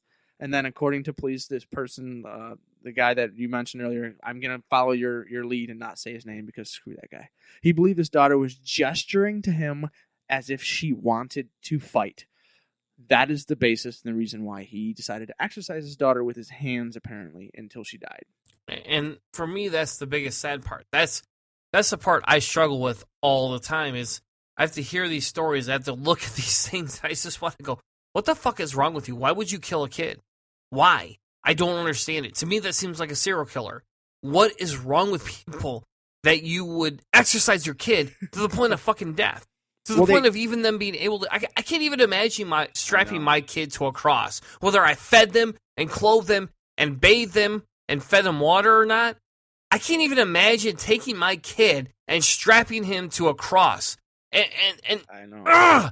And that's, I get really passionate about this, and it's because I love kids. Well, the justifications they're using, like the beatings and abuse, are not seen as punishment for the child, because physical aggression is directed directly at the evil spirit within. So when these people are beating these children, when they're hurting them, they're caging them, they're locking them in, they're restraining them, they don't see themselves as restraining the child. They're restraining this possessive force, this supernatural evil. The physical and emotional abuse is seen as an unfortunate but necessary price to pay for the child's spiritual salvation. Yeah. But you know what's sick, Chris? What's really sick about that is if they got down to it and thought about it, in the end they're just fucking scared to death. And I won't say that I'm not scared to death, and that I don't think at some point somebody could kill me. I mean, we say some very aggressive things on this show. We do. Oh, yeah. And we take some very, very political stances. And I'm taking a stance. I'm anti-Catholic religion, and I'll say it. Let's have a conversation about it, because in the end, I see very little value in the Catholic belief. And I don't usually just say, hey, you shouldn't have any beliefs, but I'm pretty fucking anti-Catholic beliefs. They don't have much going for them. They molest children. They exonerate exorcisms. They don't prosecute people. I don't have any respect for the Catholic faith. Yeah, I know it's a tough place to put. I can't go with all completely towards it's the same thing as like the majority of Catholics don't finger blast children. No, they don't. But think about this: if they didn't have that faith, would it stop the finger blasting? Seriously, I know that's the difficulty. This is basically what I just said a moment ago is like this is a way for them to explain or go around what would naturally be seen as an incredibly unethical, incredibly criminal offense to the living body of a person. And these people often are very, very, very pro-life. So I'm still trying to figure out where in this the morality that beating a child to try to get an evil being out of them is part of that, that moral landscape. A century ago in Ireland, it was not demons, but other supernatural malevolent entities. They called them fairies. They were possessing babies and children. So their parents believed that their children were false children. They were changelings, or they were children possessed by an evil spirit that could be driven from the child through abuse or punishment. So this is 100 years ago. In 1828, a woman named Anne Roche drowned a 4-year-old boy she believed was possessed. In this time, 1828, Roche was found not guilty and released because her belief was given, the special treatment. She believed it. So, hey, if it was, one of those things that you really genuinely believe, you get special treatment. Well, we've seen cases like this, and parents are saying, well, we don't want to vaccinate our child. We don't want to take them to the doctor. We're just going to pray away the pain. Have chemo. Yeah. So, this stuff was happening way back then, and I can say, okay, they didn't know shit. They probably didn't even know the germ theory of disease very fluently throughout the world at that point. So maybe, prayer was considered a valid thing at that point. But, we're talking now. 2003, an autistic 8-year-old boy in Milwaukee was killed during an exorcism by church members who blamed an invading demon for his disability. Autism. That's it. That an autistic child who needed help, care, special treatment, just to help him deal with this is a mental issue. They killed him. They in 2003. I can't. If we look at a pope who's saying that exorcism's fighting the devil, he's leading by his character, his position. The Vatican itself said, "Okay, we are in support of the exorcism community or whatever." Basically, they have a special convention of people, and the Catholics said to these 300 Catholic exorcists meeting in Rome a week ahead of All Saints' Day or the Day of the Dead, yes, Halloween. They were helping those who suffer because of the work of the devil. It may seem strange coming from the same Pope who was arguing earlier in the week during this article for the greater acceptance of science and reason. So he's directly hypocritical to any message that he's saying for positivity and progressive, because he's okay with exorcists being a major part of his church. So basically, really is, why does this matter? That the Pope is, reintroduced exorcism and battling. What do you think? Why does this matter? Personally, for me, it matters because if we want to be interfaith, right, we have to at some point examine all the other religions. We have to at some point either accept them or reject them, and critique them. And for me, and Joey Kirkman's, I love the guy. Great guy. Yeah, I know you put a quote in here from him. Love the guy. And we'll have to tag him in this episode, because I would love to have him on to talk about his new book, PR Pope. But one of the big things that I see the difference between popes and Protestants is the Protestants understand and they see and they look on a large theological level.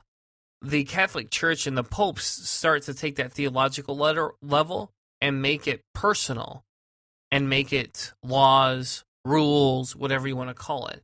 And that's the biggest thing I have against this is we can sit down and we can examine the world and we can examine what is natural, what's not natural. And we can turn around and we can examine, what we should be seeing versus what we are seeing. But it doesn't matter because there's not been an instance ever in history of supernatural ability to get rid of a demon out of an individual through exorcism. It's just not happened. It's never happened. No matter what movies you watch, it has not happened. Stigmata does not happen. Get over it. No matter what Keanu Reeves does. Exactly. To be honest, I absolutely loved the movie Constantine with Keanu Reeves. That was the Russian dude who plays the devil in that movie. I thought it was great. Anyways, so like I said, why does this all matter? It's like what you were saying a bit with Joey Kirkman's book. But I wanted to go through these things. These are some actual things that the Pope has said. He says he told a delegation of Mexicans that the drug wars in their country were down to the devil's influence. He blamed the conflicts in the Middle East on Satan. And in a sermon this was in June, I believe, of 2013, he poured scorn on those who urge him to stick to speaking up for the marginalized. The Pope has not shied away from the devil as recent predecessors have. So Pope John Paul and Benedict, well, what a quitter. But this generation, many others have been led to believe that the devil is a myth, a figure, an idea of evil. But the devil exists and we must fight against him. These are the direct words of the new Pope. So Pope Frank, yes, let's say he's a little bit more progressive, but he's still holding to some very, very dangerous things. Things like the Catholic idea, the aversion of birth control. These things ripple out. So any tiny little thing that he says ripples out. It gets exponentially, in my perspective, exponentially worse the further it gets out. The game of telephone, the message gets further and further distorted as time goes on. And some little thing about him saying, well, the devil is still working here, means it's okay in a place like Japan for somebody to murder their kids because they're acting poorly and they are devout Catholics. Well, this isn't okay. And so the International Association of Exorcists was recognized in June by the Vatican's Congregation to the Clergy. And we're going to include the links so you can read along with all this. It says they convened in Rome and to discuss the best practices. They actually heard from psychologists who specialize in recognizing what may often be indistinguishable differences between demonic possession and mental illness. So they're talking with psychologists who said, okay, well, that is demonic possession. But this is just plain schizophrenia. Are you kidding me? So I genuinely don't believe they have the ability and the expertise to safely make these decisions.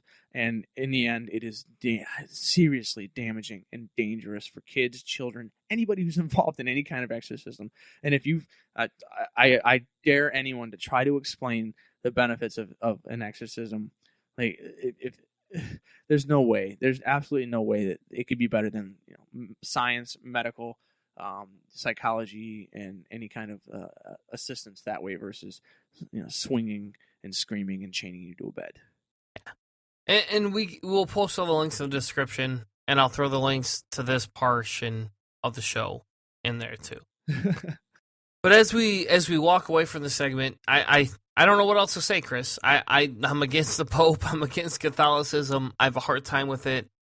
I don't have anything else to say about it because I don't agree with it. I didn't know it was this prevalent still. I didn't know there was an uptick. I didn't know there was. Yeah, you're right. I didn't know the exorcisms were that prominent. And some of the research you did was like, holy shit! Like, what the fuck? I know. Like in 2010, a 14-year-old boy in England was beaten and drowned to death by relatives trying to exorcise the demons. What the hell is going on? Like, you would think that these kinds of things would be the infancy of our species. We are not going to persecute and attack children. And so in the future, let's hope that we can learn and move on from this. And hopefully we can criticize the Pope and say, listen, man, this is not good. This isn't something that we're comfortable with. And we would love to hear your thoughts. If you think of a benefit to something along the lines of exorcism, maybe if they're a genuine believer and you could have some kind of a placebo effect. Nope. Sorry, I can't. I'm either too close-minded or the evidence doesn't support it, man. I know. I would love to hear someone's argument. I would love to hear someone try to explain how this is an okay thing, because in the end, I cannot find it. I simply cannot find it. The danger and the possibility of injury and permanent damage to young people, and even full-grown adults who have been, I guess, attacked by their family members and held down because they believe they have a demon inside of them and they need professional psychological help. These people are in danger as well, and I would say that, let's say the Pope makes these statements, and it trickles its way into places like Africa, where we have thousands of people attacking, fighting, murdering, and for birth control and things like that. I'm just not comfortable with the fact that there's a Pope that thinks it's okay to have exorcisms. And I would agree. But that's it. We've hit the end of the episode. We've talked way more about the damn Pope than we probably should have, given that why would we want to make him relevant? Yeah, this is a short segment. It is. We got to end the show. We got to end the show in under 20 minutes. Make sure you guys and girls stick around, because very shortly here we'll have another episode next week. And guess what? I'm going to debate somebody. I'm going to actually debate somebody. And I don't know if anybody will find it interesting or not. But I thought, hey, fuck it. We'll do an intro by Chris Hanna. We'll do an outro by Chris Hanna. And we're going to do a live debate. And everybody can go, yay or nay. And we'll never do it again, or we might do it again. I'm going to debate a presuppositional apologist named Aaron Furlong. So make sure you stay tuned, because next week you're going to get a debate, whether you like it or not. Thank you so much for sponsoring us. Find us on Spreaker, iTunes, Stitcher. Have a great night, everyone, and we'll see you next week with more from Cellar Door Skeptics. You've been listening to a presentation of Cellar Door Skeptics. Check us out on Spreaker, cellardoorskeptics.com.